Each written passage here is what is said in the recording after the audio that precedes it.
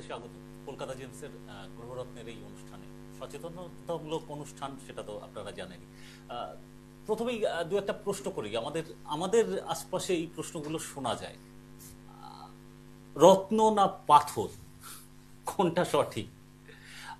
নাকি দুটোই একই, যে কোনো একটা হলেই তো হলো? আসলে তো ওই জ্যোতিষী বলবেন, দোকানে যাব বা জ্যোতিষীর কাছ থেকে নেব, যা যা প্রত্যেকেরই সসম্মানে কথাটা বলি, নিলেই হয়ে গেল। গ্রহ, রত্ন, পাথর, এগুলোর তফাৎটা কি? আমরা অনেক ক্ষেত্রেই গুলিয়ে ফেলি। এমন কিছু কিছু আছে যেগুলো আমরা প্রচলিত ধারণা যেগুলো আছে সেগুলো পাথর, কিন্তু আসলে সেগুলো কোনো পাথরই সোকল্ড নয়, যেগুলো সমুদ্রের নিচে পাওয়া যায়। হ্যাঁ, এরকমও তো আছে। একটু ছোট ছোট এই তফাৎগুলো আমরা বুঝতে পারলে তাহলে অনেকটা ফারাকটা, মানে ধারণাটা তৈরি হবে যে রত্ন কেন রত্ন বলা হচ্ছে, এবং সেটা বহু মূল্যবান কেন হচ্ছে, কিসের ভিত্তিতে হচ্ছে, এটাকে পাওয়া যাচ্ছে কোথায়, সংগ্রহ কোথায় থেকে করা হচ্ছে, যে অবস্থায় সংগ্রহ করা হচ্ছে, আমাদের হাতে আলটিমেটলি যে অবস্থায় এসে পৌঁছাচ্ছে, সেই মাঝখানের প্রসিডিওরটা কতটা সময় সাপেক্ষ এবং সেই ডেভেলপমেন্টটা কিভাবে ধাপে ধাপে হচ্ছে। আমাদের খুব এটা কোথাও প্রাপ্তি এটা বলা যেতে পারে। আমরা এই অনুষ্ঠানের মঞ্চ থেকে প্র্যাকটিক্যালি, এই অনুষ্ঠান থেকে অডিও ভিজুয়াল মাধ্যম, সেই ভিডিওর মাধ্যমে, কিছু কিছু প্রেজেন্টেশন ফুটেজের মাধ্যমে আমরা সেই ব্যাখ্যাটা পাই যে কি করে একটা রত্ন, যেখান থেকে যে খনি বা মাইন্স থেকে উত্তোলন করা হচ্ছে, সংগ্রহ করা হচ্ছে, তার পরবর্তী ধাপে কিভাবে একটা বহুমূল্যবান রত্ন হিসেবে আমার হাতে বা গলাতে বা যেখানেই ধারণ করা, আমরা ধারণ করছি, সেটার মধ্যেও আবার তফাৎটা তৈরি হয়ে যাচ্ছে যে কোনটা অ্যাস্ট্রোলজিক্যাল জেমস্টোন, গ্রহরত্ন, আর কোনটা গয়নার জন্যে, অর্নামেন্টসের জন্য আমরা ইউজ করছি। এই বেসিক তফাৎগুলো, আর সব কিছু এক নয়, এটাই মোদ্দা কথা বলা। আর এটা তার কাছ থেকেই শিখছি। তো আমরা বছরের পর বছর ধরে শিখছি। মিস্টার ইমতিয়াজ আহমেদজি, কলকাতা জেমসের কর্ণধার, আজকেও বলবেন এই রকম সূক্ষ্ম সূক্ষ্ম শুধু ধারণা নয়, তারও গভীরে আরো গিয়ে বিচার বিশ্লেষণ করে তিনি প্র্যাকটিক্যালি আমাদের বোঝাবেন যে গ্রহরত্ন কেন ভীষণ মূল্যবান এবং তার সঙ্গে আমাদের সচেতনতার কতটা প্রয়োজন। এই অনুষ্ঠানটা তো সেই কারণেই। আসুন, তিনিও প্রস্তুত, আমরাও প্রত্যেকে প্রস্তুত। আর বাই দ্য ওয়ে, আপনাদের যদি কোনো ফোন করার থাকে, মানে এখানে ফোন করেন, দয়া করে টিভির অডিওটা মিউট করে গ্রহরত্ন কেন্দ্রিক প্রশ্নটা রাখবেন। যদি দাম সংক্রান্ত কিছু প্রশ্ন হয় তাহলে কলকাতা জেমসের যে হেল্পলাইন নাম্বার নিচের দিকে দেখুন, ওরা পারচেস করার প্রয়োজন থাকলে তো সেখানে আপনারা যদি ভরসা থাকে তাহলে তো চলে যেতেই পারেন। বাজার থেকে 20% মিনিমাম রিজনেবল প্রাইসে তারা গ্রাহকের হাতে তুলে দেন, এটা তো আমরা জানি। এনিওয়ে, সেটা যাবেন কি যাবেন না সেটা আপনার সম্পূর্ণ সিদ্ধান্ত। কিন্তু এই মুহূর্তে আমরা অনুষ্ঠানের মূল পর্বে প্রবেশ করবো। আমরা প্রত্যেকে যে কারণে অপেক্ষা করছি তাকে আগে ওয়েলকাম করি। মিস্টার ইমতিয়াজ আহমেদজি আমাদের সকলের মাঝে, নমস্কার স্যার। এই তফাৎটা কি, কি জন্য একটা রত্ন রত্ন আমরা বলছি, মানে এত প্রেসাস, একটা বহু মূল্যবান পর্যায়ে চলে যাচ্ছে, আবার কোনোটাই একেবারেই কম দাম হচ্ছে, এই তফাৎটা কিসের ভিত্তিতে হয়?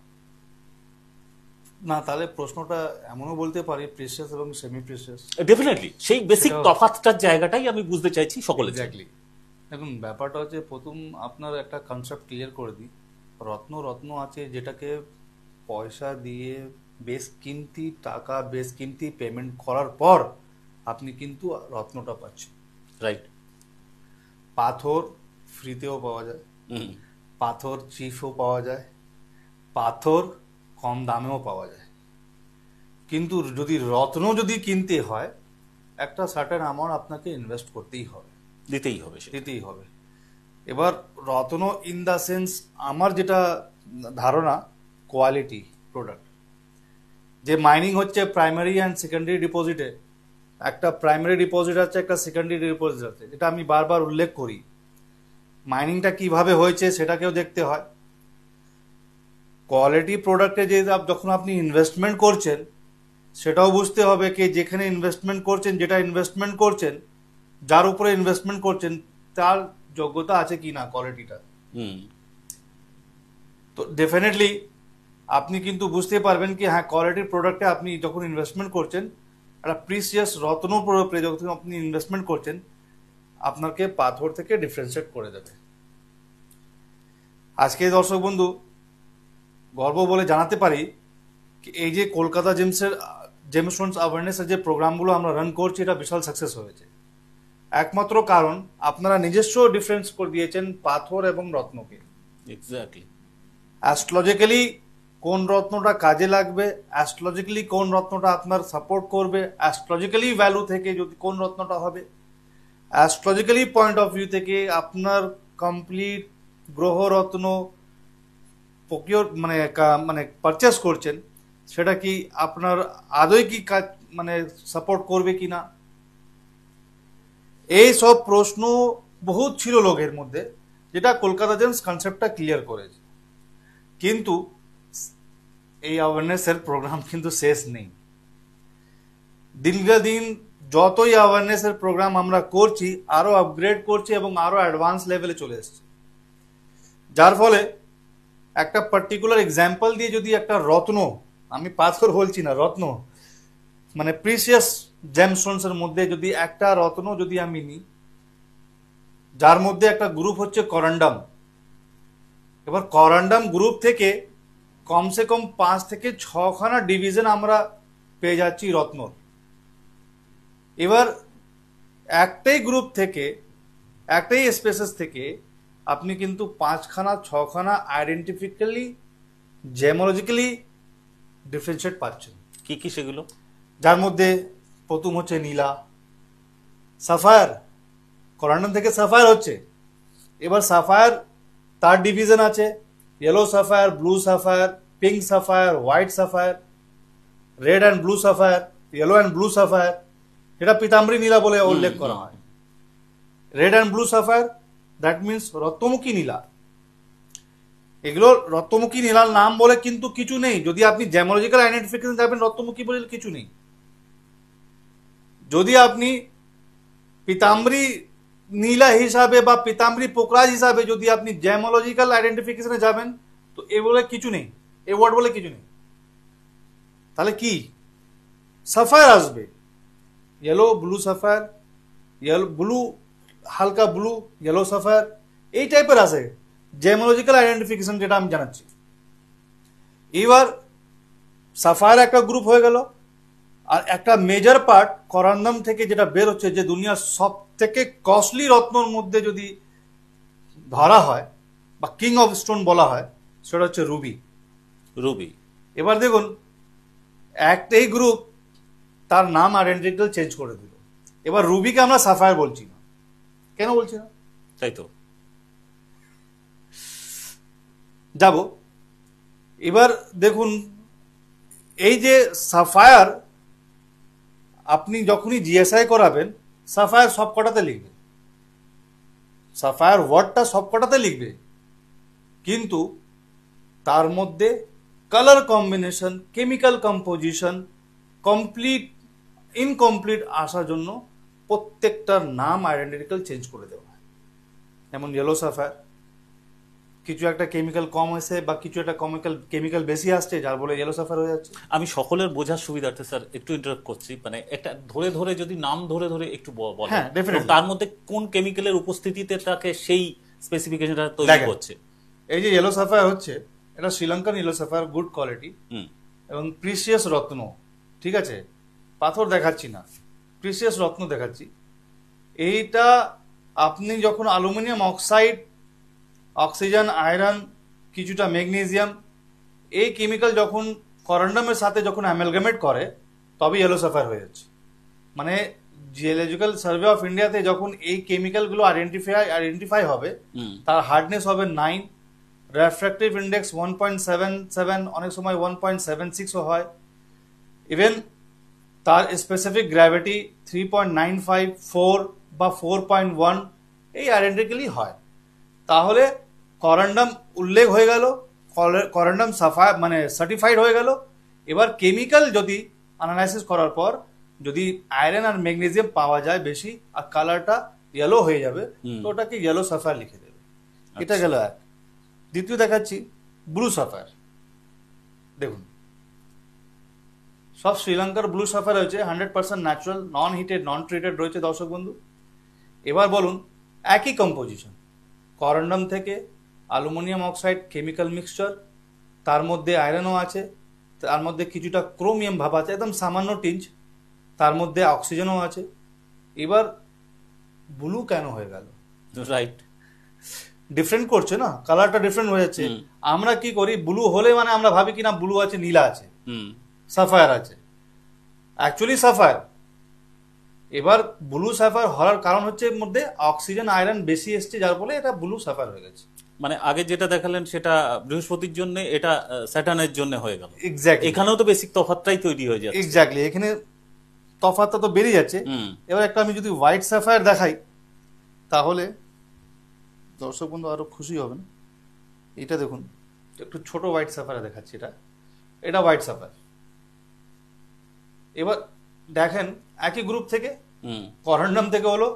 এবার না এটা নীলা হয়েছে না এটা পিলা হয়েছে, মানে না এটা বৃহস্পতি সাপোর্ট করবে না এটা শনিকে সাপোর্ট করবে, তাহলে কি এটা হোয়াইট সাফায়ার, হোয়াইট পোকরাজও বলতে পারেন আপনারা। এবার এর মধ্যে আয়রন সবচেয়ে বেশি, না এর মধ্যে ম্যাগনেসিয়াম এসছে, না এর মধ্যে বেশি অক্সিজেন এসছে, সমস্ত কম মাত্রাতে এসছে, যার ফলে এটা না ইয়েলো হবে না ব্লু হবে। এবার জ্যামোলজিক্যাল আইডেন্টিফিকেশনের মধ্যে এটা দেখা গেল কি এটা হোয়াইট সাফায়ার হয়েছে, কিন্তু specific gravity same, refractive index same, hardness same, chemical কম্পোজিশনে যেটা বেসিক মিক্সচার অ্যালুমিনিয়াম অক্সাইড সেটাও কিন্তু সেম। বুঝতে পেরেছেন? কিন্তু এই যে যে পার্সেন্টেজে কোনোটাকে রুবি করছে, কোনোটাকে পোখরাজ করছে, কোনোটাকে নীলা করছে, সেই কেমিক্যাল গুলো এর মধ্যে মিসিং বা বেশি, কম বেশি সেই জায়গাটা বেশি হচ্ছে। মানে তাহলে ফুল মানে তাকে বৈশিষ্ট্যটা দিচ্ছে না না সেই ঘাটতিটার জন্য। এবার এইটাই হচ্ছে যে আসল যেটা বক্তব্য, কমপ্লিট গ্রহরত্ন। এটা কলকাতা জেমস বারবার এই কথাটাকে উল্লেখ করছে কি কমপ্লিট গ্রহরত্ন আপনার ধারণ করতে হবে। কোন কোন রত্নর মধ্যে কম্পোজিশন বেশি আছে আপনার চার্টের যদি সেটা সাপোর্ট না করে, আপনি যতই দামি পড়ুন আপনার কাজে লাগবে না, সাপোর্ট করবে না। আপনার দেখা যাবে অনেক সময় কি হয় কি কম মানে যেটা চিপ পাথর, বোঝাতে চাইছি চিপ মানে পাথর কেনা হচ্ছে, একই টাইপের কালার আছে, কম্বিনেশন একই টাইপের দেখতে হচ্ছে, কিন্তু পাথর ওর মধ্যে কম্পোজিশন আইডেন্টিক্যাল নেই, কম্পোজিশন বোঝা যাচ্ছে না, সার্টিফিকেশন সেম আসবে কিন্তু কম্পোজিশন কাঁচা ইনকমপ্লিট। সেটা যদি ধারণ করেন তো ওই রেজাল্ট হয় কি একবার ধারণ করার পর আবার ওই রত্ন আপনাকে এক্সচেঞ্জ করতে হবে। কেন? সেটা তো এক্সপেক্টেড নয়, আমার তো সেটাই সাজেস্টেড, আমার সেটাই দিতে হবে, সেটাই আমি নিয়েছি, ধারণ করেছি, তাহলে আমার জন্য হেল্পফুল কেন হচ্ছে না? কমপ্লিট নেই বলে, কমপ্লিট নেই। রত্নর কম্পোজিশন, রত্নর গঠন, রত্নর ফরমেশন, রত্নর আইডেন্টিক্যালি যেটা দেখা যায় সেগুলো কিন্তু কেমিক্যাল হিসাবে খামতি বা বাড়তি আছে, যার ফলে আপনার অ্যাস্ট্রোলজিক্যালি সাপোর্ট করবে না। এবার করন্ডামের মধ্যে সবই রত্ন লোক কিন্তু ভালোবাসে পড়তে, পোকরাজও ভালোবাসে পড়তে। পোকরাজ আছে ঠিক আছে, পোকরাজ লিখেছে মানে অর্থ জায়গাটাকে দেখবে, মানে ইনকাম, অনেক সময় উল্লেখ করে কি পোকরাজ পড়াটা কি আমার ইনকামের জায়গাটা বেড়ে যাবে বা ইনকামে আসবে বা মাল আসবে, টাকা আসবে বাড়িতে। রুবি নেম ফেম বাড়ায়, ঠিক আছে। হোয়াইট সাফায়ার ভেনাসের জন্য আছে, আয়রন এবং বিয়ে জায়গাটাকে দেখে, অনেক সময় গ্ল্যামারাসটাকেও দেখে, শরীর স্বাস্থ্যটাকেও দেখে, ঠিক আছে। এবার রত্নমুখী নীলা ওটা লাস্ট স্টেজ কেস, পিতাম্বরী নীলা সেম, বৃহস্পতি এবং স্যাটার্ন দুটোকে একসাথে সাপোর্ট করে যাচ্ছে। বাট এইসব প্রেডিকশনে কেউ কিন্তু বেশি প্রশ্ন বা বেশি টেনশন নেয় না। নীলা পড়তে গিয়ে লোকের প্রচন্ড ভয়, এই ভয়টা তো আমাদের মধ্যে ভীষণভাবে, ক্ষতির একটা আশঙ্কা রয়েছে। হ্যাঁ, ওই যদি স্যুট না করে, এটাই প্রচলিত শব্দ, এটা আমাদের এক জামানা থেকে এই দাঁড়ের বিজনেস মানে ভয়ের ব্যবসাটা চালানো হয়েছে লোকের। অ্যাকচুয়াল কনসেপ্টটা কি? অ্যাকচুয়াল কনসেপ্টটা কি, যদি আপনার লাগে 100% পর ধারণ করে, 1000% আমি বলবো ধারণ করে না। ভয়ের জায়গাটা যেটা আমরা, ভয়ের জায়গাটা কি মানে একটা মিথ আছে যে নীলা পড়তে নাকি ক্ষতি হয়ে যায়, অ্যাক্সিডেন্ট হয়ে যায়, বিভিন্ন রকম একটা মিথ রয়েছে বাজারে, একটা মিসকনসেপশন রয়েছে কি নীলা পড়তে গিয়ে এইরকম হয়ে যায়, অনেক সময় এরকম হয়ে গেছে এরকম। কিন্তু যদি আমি আপনাকে করি, যদি আপনাকে জানাই, আমাদের এখানে যে একজন অ্যাস্ট্রোলজার ছিলেন সমর চক্রবর্তী, ঠিক আছে, মানে ওনার সাথে তো আমার সম্পর্ক প্রায় 2011-12 থেকে, ঠিক আছে। কিন্তু তার আগে এবং তার মাঝখানে যদি দেখা যায় 2-3 বছর কন্টিনিউটি আমি কমসে কম 1000 থেকে 1500 পিস নীলা ওনার হাতে বিক্রি করেছি। আচ্ছা, হ্যাঁ, এভরি 2 ডেজ ওনার ডিমান্ড হতো, আমি লোক পাঠিয়ে দিতাম, যেহেতু সে সময় তো ওনার আসা যাওয়াটা খুব কম হতো, তো লোককে পাঠিয়ে দিতাম, নীলা ওনার বাড়িতে আমি ডেলিভারি করাতাম। ঠিক আছে, উনি বলতেন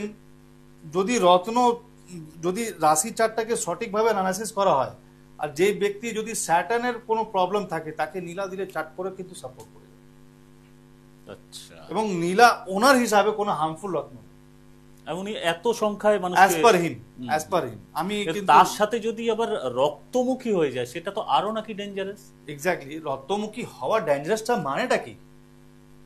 আপনি আনইউজুয়াল কেমিক্যাল কম্পোজিশন আপনি ধারণ করে আছেন, আপনার যেটা লাগবে না। আচ্ছা, এটা বুঝতে হবে। আমি কেন বললাম কি নীলা পরা যায়, নীলার জন্য যেটা ভয় রয়েছে সেই ভয়টা একটা মিথ। অ্যানালাইসিস যদি ঠিক থাকে আর সঠিক কম্পোজিশনের রত্ন, সঠিক কম্পোজিশনে যদি নীলা ধারণ করা হয়, ডেফিনেটলি সেই ব্যক্তির কিন্তু সাপোর্ট করবে। কিন্তু ওই যদি আমার রক্তমুখী নীলা যেটা বলছে, নীলা থাকে, লাল পার্সেন্টেজটা আমার যদি প্রয়োজন না থাকে তাহলেও আমি নিই, তখন সেটা হার্মফুল হলেও হতে পারে, কিন্তু আমার জন্য সাপোর্টিভ সেটা হবে। ব্যাপারটা কি দেখুন, আমার লাগছে না তো, সেটা অপ্রয়োজনীয়, আমার তো প্রয়োজন নেই। এবার রবির সাপোর্টও পেয়ে যাচ্ছি, স্যাটার্নের সাপোর্ট পেয়ে যাচ্ছি, এবং যদি অ্যাজ পার অ্যাস্ট্রোলজিক্যাল গাইডলাইন থেকে দেখা যায় স্যাটার্ন আর রবি হচ্ছে 36-এর আঁকড়া, মানে অতি শত্রু অ্যান্টি। এবার তার নক্ষত্র, তার ডিগ্রি, সেটা আমাদের এক্সপার্ট গুলো জানে বা বেশি বিচারগুলো বলবেন। কিন্তু জেনারেলি যদি আমি ভিউ দেখি তাহলে আপনি ওইটাকেই ধারণ করে দিয়েছেন যার নীলা লাগবে। আপনি কোনোভাবে আপনি রবিকে ইনডাইরেক্টলি সাপোর্ট করেছেন, ও লাগবে না, প্রয়োজনই নেই, নেগেটিভিটি এফেক্ট হবে, যেহেতু দুটো পরস্পর বিরোধী। এক্স্যাক্টলি। আচ্ছা, তো নেগেটিভিটি এফেক্ট ডেফিনেটলি হবে। এবার খুব দামি তথ্য আজকে আপনি ভালো মতো দিলেন, অনেকেরই এটা হয়তো হেল্পফুল, একটা ধারণা স্পষ্ট করতে কাজে দেবে।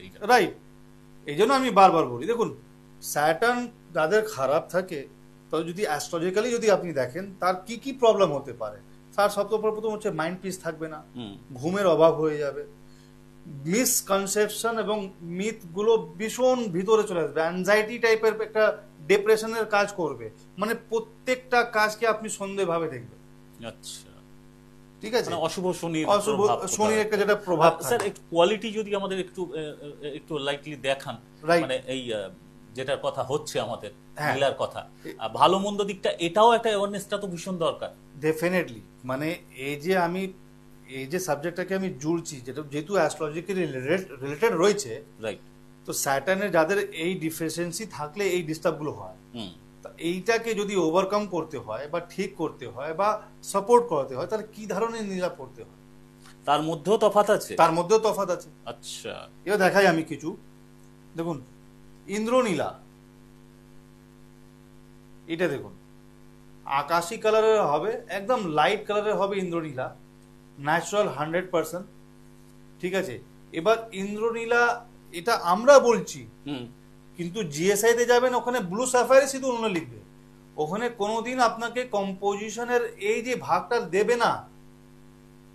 আইডেন্টিক্যালি আমরা এটাকে ডিফারেন্ট করছি অপরাজিতা, ইন্দ্র এবং রত্নমুখী নীলাতে, যেটা নাম আছে।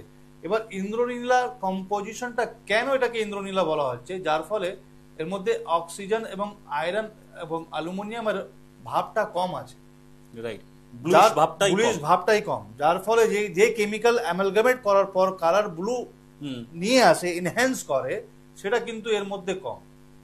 এবার যাদের শনির সাপোর্ট সামান্য বা জাস্ট লাগবে বা মানে লাগছে, পড়লে হয়ে যায়, অনেকে কি করে ভুল করে এমেথিস পড়ে নেয়, অনেকে ব্লু জার্কন পড়ে নেয় ভয়তে, নীলা পড়বো, মানে এমন একটা নীলা না কি এমন কিছু একটা হয়ে যায় মানুষের, কি নীলা পড়বো না, কিছু যদি হয়ে যায়, একটা ভয় আছে।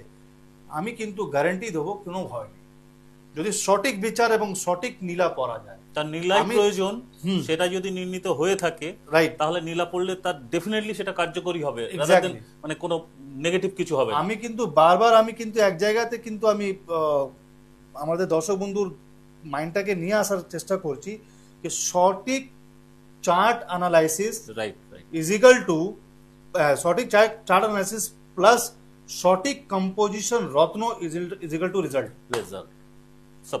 সাপোর্ট। ঠিক আছে, তো এইটা দেখতে হবে আসলে। এবার কিছু নীলা আরো দেখাই আমি। এবারে স্যার আমি একটু জাস্ট এখানে ক্লারিফাই হই, মানে সঠিক নীলা মানে যে কোনো রত্নের ক্ষেত্রে সঠিক যেটা বলছেন সেটা আমার জন্য কোনটা সঠিক এইটা কিভাবে বোঝা যাবে? এটাও তো বললাম, সঠিক চার্ট অ্যানালাইসিস। চার্ট অ্যানালিসিসে সেটা কিসের উপর ডিপেন্ড করছে? স্যাটার্নের ডিগ্রি, নক্ষত্র, তার হাতের মাউন্ট, তার নিউমেরোলজি কি বলছে। সেটা আমার জন্য মানে বেশি ডোজ দরকার, মানে মেডিকেলের টার্মে যদি বলি না মিডিয়াম ডোজ দরকার, কম ডোজ, এইটা সিলেক্ট করাটা আরো এগুলো সিলেক্ট আরো বেশি জরুরি হয়। এবার ডিপেন্ড করছে যে ব্যক্তি যেখান থেকে যে ডাক্তার লিখছে, ঠিক আছে।